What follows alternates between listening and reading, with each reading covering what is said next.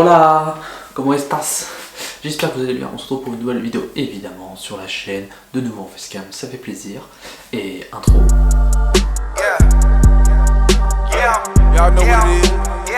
Alors, ce nouveau format qui est donc je vous parle d'eux, j'ai enfin choisi le nom, j'espère qu'il matche bien, vous voyez. Cette fois-ci on va parler d'un animé, et ça c'est lourd. Un animé qui est entre guillemets de l'actualité, ce qui vient d'arriver sur Netflix, avec ses 2 premières saisons, depuis le début janvier. Si vous voyez de quoi je parle, bien j'avoue, dites-le en commentaire. Sinon, si vous savez pas de quoi je parle, un petit, pas trailer, un AMV, et ça c'est lourd, avec le lien évidemment dans la description. Il faut applaudir l'auteur, parce que les AMV c'est très stylé. Donc petit AMV, on se retrouve...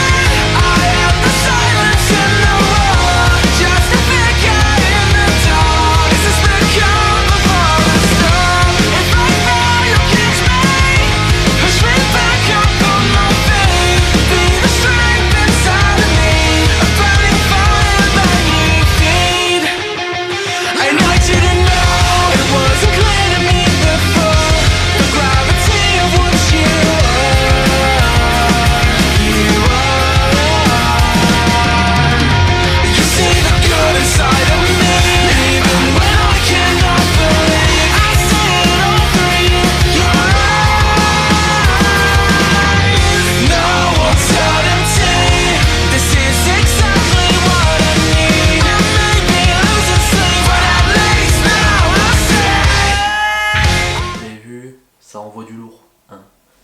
My Hero Academia, c'est un animé qui reprend plein de bases, plein d'univers qu'on connaît et qui, je trouve, ajoute un punch, c'est qu'à le dire, aux nouvelles générations dans les animés. C'est vrai qu'actuellement, les animés, il y a beaucoup de sorties, même énormément, et ça c'est trop bien. C'est une de mes premières passions, même plutôt deuxième passion, les animés, et c'est vraiment lourd de voir qu'il y a toujours autant de sorties à l'heure actuelle et que ça a l'air de continuer. Et moi j'aime bien maintenant le nouveau format, alors il y en a qui sont pas pour, parce qu'ils disent que ça va trop vite. Alors attention, je tiens à préciser, c'est vrai que je ne parlais que de l'animé, je ne parlerai pas du manga. Je ne suis pas du tout à jour sur le manga, je suis revenu au animé, j'aime pas me spoil sur cet univers là, parce que je trouve ça trop lourd. Et je préfère personnellement découvrir en animé, ça c'est mon choix perso, il y en a qui préfèrent en manga, parce que je respecte parfaitement. Alors évidemment je vous demanderai pas de spoil dans les commentaires. Moi je spoil évidemment les 4 premières saisons de My Hero Academia. Et également il y a 2 films qui sont... il me semble qu'ils ne sont pas canons, qui sont pas officiels du moins, il me semble. Si c'est faux, corrigez-moi bien évidemment. Donc, dans l'animé, ce nouveau format j'aime trop. 25 épisodes dans la première saison, c'est pas 25, c'est 13 épisodes. Après c'est 25 épisodes pour chaque saison, ça envoie, ça envoie, ça envoie. Il y a 2-3 épisodes hors série et encore c'est plutôt plaisant à regarder, plutôt agréable à regarder, ça fait plaisir, on se régale. Voilà, c'est pas non plus la mort comme des Naruto ou des One Piece, même si c'est très très bons animés, ou des fois tu tapes 80 épisodes hors série, War Bleach ou je ne sais quel autre animé de l'ancienne, je dirais, génération, parce qu'on est clairement sur une nouvelle génération, que ce soit My Hero Academia, les Black Clover, et encore Black Clover, je trouve qu'ils sont plus partis dans le délire faire plein d'épisodes, mais My Hero Academia et Attaque des Titans aussi, c'est très rapide, très efficace. On a, là j'ai plus les noms en tête, terrible quand on se sur par exemple Boruto, je crois qu'ils sont plus quand même efficaces et plus rapides que Naruto à l'époque, il me semble. Je suis pas du tout à jour non plus dessus. Mais voilà. Donc ouais, c'est un animé qui reprend des références dans l'univers américain, mais aussi l'univers japonais. Et j'aime beaucoup ce mélange de super-héros, shonen, mais super-héros à la sauce vraiment américaine quoi. Enfin, vous avez juste à regarder All Might. All Might c'est vraiment le héros américain, genre je pense qu'il fait pas plus Superman que Superman quoi. Et j'aime beaucoup ce mélange d'univers très très américanisé, mais vu plutôt par des japonais, avec ces universités clairement de super-héros qui fait vraiment clairement penser aux écoles, en tout cas aux États-Unis. Je sais pas si du tout s'il y a des écoles comme ça au Japon, dites-moi. Et c'est vrai que tout cet univers mélangé, je trouve que ça donne vraiment un truc trop stylé à l'animé. et au manga, bien évidemment. Et là, d'autant plus, cet univers qui mélange vraiment super-héros. Je trouve qu'on a l'école, c'est pas mal du tout l'école avec. Avec ça, on a des sorties scolaires, des camps d'été, des trucs comme ça. Et c'est vraiment, ça rajoute plein de choses à l'animé qui donne vraiment un goût, mais génial à regarder. C'est efficace, c'est rapide. Et je pense qu'il faut pas être le mec le plus grand fan des animés et des mangas pour pouvoir suivre My Hero Academia, vu que ça reprend beaucoup de références américaines. Et c'est vrai qu'il y a plein de choses intéressantes dans ce manga. Il y a plein de questions qui se posent à chaque épisode, chaque saison, chaque fin de saison, il y a toujours un petit truc. Là, on en est actuellement, pour ceux qui suivent, à la 4ème saison qui vient de sortir, qui est sortie l'été dernier sur ADN. Si vous voulez regarder, évidemment, c'est sur ADN, il me semble. Et maintenant, il y a 2 premières saisons qui sont depuis début janvier sur Netflix pour ceux qui veulent suivre et qui ont Netflix. Je vous les conseille, franchement. Il n'y a pas meilleur animé pour commencer dans les animés, je trouve. Personnellement, c'est efficace, c'est rapide, d'apprendre, comprendre. Et il y a vraiment une très bonne histoire et une très belle histoire également.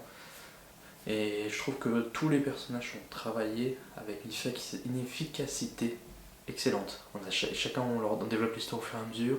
On n'a pas vu tout encore et il me semble que plus tard dans le manga, on voit ce qui se passe pour certains des personnages, peut-être pas tous, on verra bien. Mais pour l'instant, dans tous les personnages qui sont traités, de A à Z, il y a toujours un truc intéressant. Bon, il y en a qui sont forcément moins intéressants, mais dans les 3 quarts des personnages, même voire plus, ils sont tous intéressants, ils ont tous une histoire, quelque chose à raconter, une vraie motivation du fait qu'ils soient à cette école, parce que du coup, cette école forme des jeunes apprentis héros à devenir la prochaine génération de super-héros. Il y a donc All Might qui est c'est le big boss des super-héros, il appelle le symbole de la paix. Sans lui, clairement, les vilains, je pense qu'ils seraient en mode on fait notre vie. Lui, il a vraiment réduit la criminalité d'une force efficace. Et donc, non, là, attention, je tiens à préciser que ceux qui sont pas à jour, donc en anime ou manga, ça va clairement spoil. Donc, on arrive, 3ème saison, All Might perd combat donc All for One, qui est le grand méchant des vilains, qui perd. Et enfin, il perd pas, il gagne, mais il perd ses pouvoirs. Et on se retrouve avec un monde sans symbole de la paix, et on voit une recrudescence de tous les vilains qui s'approchent, qui comprennent que c'est leur moment. Et nous on suit du coup depuis le début de la première saison Izuku Midoriya qui est né sans alter. Il faut savoir que l'alter c'est le super pouvoir. Il y a normalement, je crois, la génération d'Izuku c'est 80% de la population censée avoir des alters, et nous on est le seul personnage évidemment qui n'a pas d'alter. Il tombe sur All Might qui lui confie son plus grand des secrets, c'est que son alter permet d'être transmis, qui s'appelle le One for All, pour tous, vous l'aurez compris. Et en face d'eux, il y a All for One, tous pour un. Bon, c'est du classique, c'est classico, il n'y a pas plus classique que ça. Et donc, on est là-dessus, sur un univers qui se base vraiment en mode on a l'élève et le maître, et on les suit. Et 3ème saison, le maître, malheureusement, perd ses pouvoirs, donc il ne peut plus assumer la qualité en tant que symbole de la paix. Et là, on se retrouve où vraiment ils mettent l'accent sur le fait que le monde va devenir de plus en plus dangereux, que ça va devenir de plus en plus galère pour les nouveaux et nouvelles apprentis.